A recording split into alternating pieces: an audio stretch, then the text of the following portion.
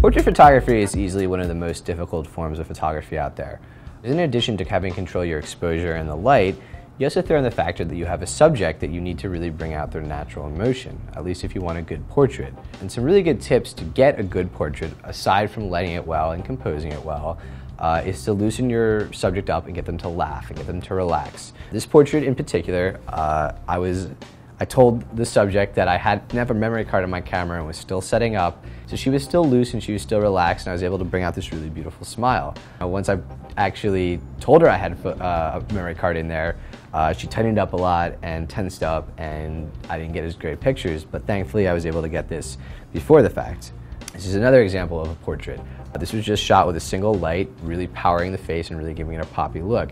This is just a good example of how you can use light to really kind of bring out the look that you want. And it really depends on what you're going for. Not every photograph is going to be appropriate for a big smile or a big laugh. This was a charity shoot I did with children with cancer and terminal illnesses, and I was going for something a little bit more serious, a little bit more humanizing.